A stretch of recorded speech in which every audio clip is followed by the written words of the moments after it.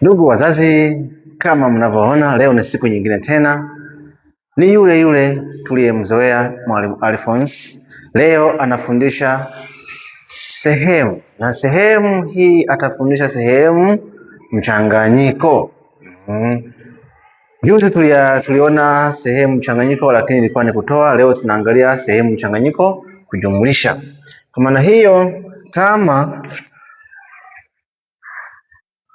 mtoto hawezi kuzifanya vizuri hesabu hizi, leo naomba mzazi mwenye mtoto amshughulikie mwanaye kupitia peji zetu.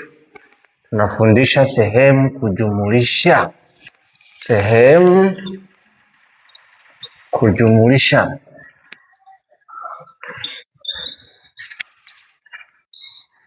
ambazo ni mchanganyiko. Kwa mfano, mepewa hesabu sehemu kama hii.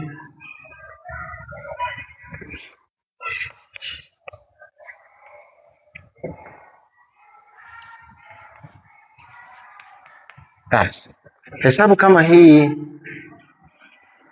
umepewa. Sasa mtoto atafanyaje sasa?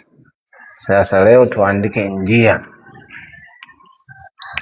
Lazima mtoto aandike njia. Atarudia swali lake, andika kujumlisha. Basi baada ya hapo ataanza kuzidisha kama kawaida. Hesabu ni rahisi tu. Ataanza kuzidisha kama kawaida. Atachukua 4 azidishe na 1 ajumlishe na 1. Kwa atachukua 4 azidishe na 1 ajumlishe na 1 chini ya 4 na kujumlisha hapa. Pia na huku atachukua 3 atazidisha na 2 atajumlisha na 1 chini ya 3. Baada ya hapo ataanza kuzidisha kama kawaida, hili fungu na hili fungu hapa, napo huyu. Kwa ataanza kuzidisha 4 mara 1 atapata 4 kujumlisha 1 chini ya 4 na kujumlisha hapo 3 mara 2 atapata 6 kujumlisha 1 chini ya 3. Kwa atakuwa amepata namna hii.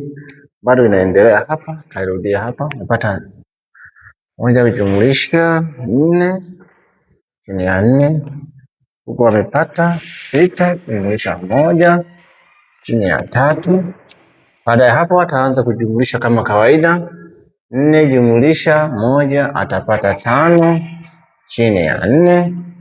Atajumlisha tena hapa 6 jumlisha 1 atapata 7 chini ya 3. Baada ya kumaliza kujumlisha hivi atapata sehemu kama unavyoiona hapa.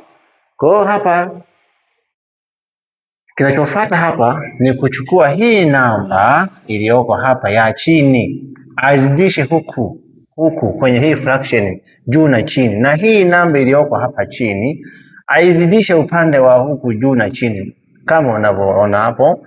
Nafanya 5 atazidisha na hii namba iliyoko hapa chini, na hapa napo atachukua 4 atazidisha tena hiyo namba hii hapa chini, atajumlisha na hii nao atachukua 7 atazidisha na namba 4, na hapa napo atachukua 3 atazidisha na 4.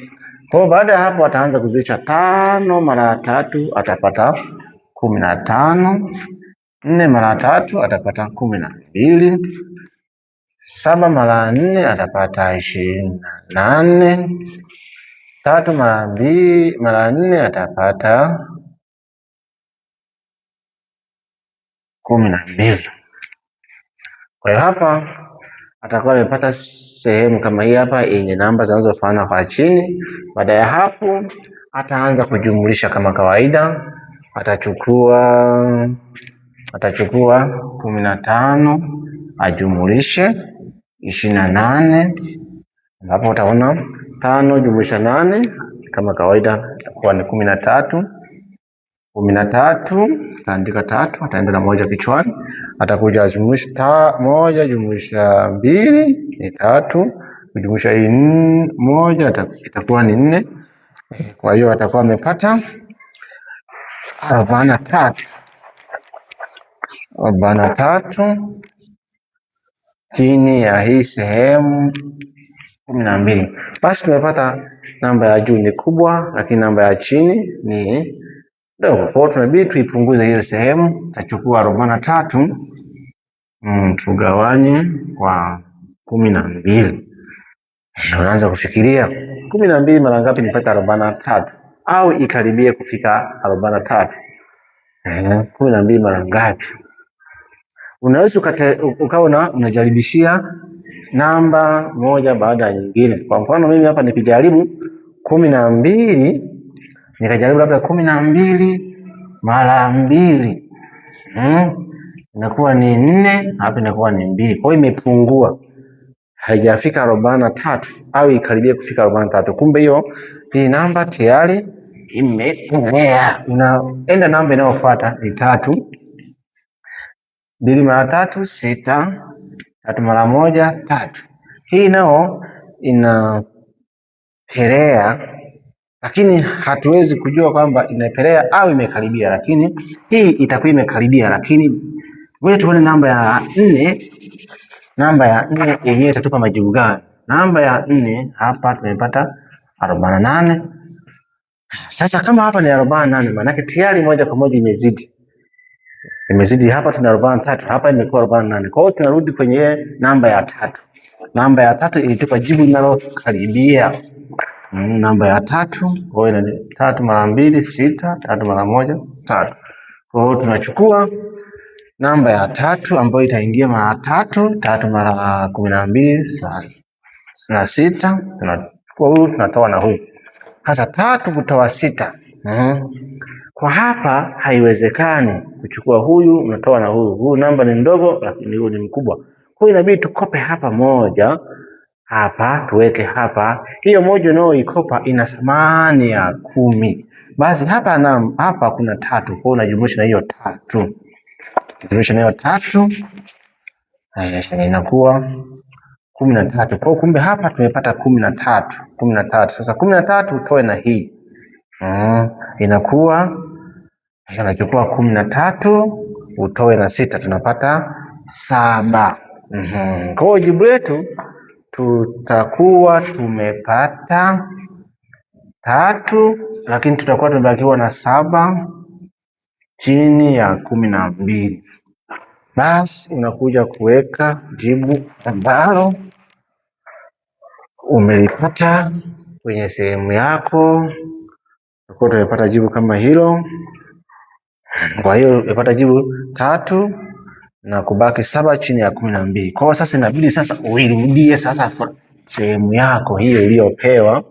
Umepewa 1 na robo, ujumlishe 2 na 1 chini ya 3. Jibu tumepata 3 na kubaki 7 chini ya 12. Kwa hili ndio jibu letu la sehemu kama hii.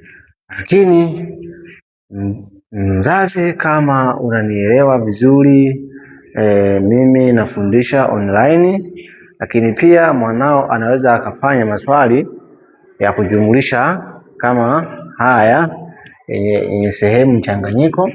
Nitampa maswali hapa, atafanya zoezi. Najua sasa hivi shule zimefungwa. Kama shule zimefungwa, maana yake mtoto lazima afanye maswali mengi ya kuhusu hii maada.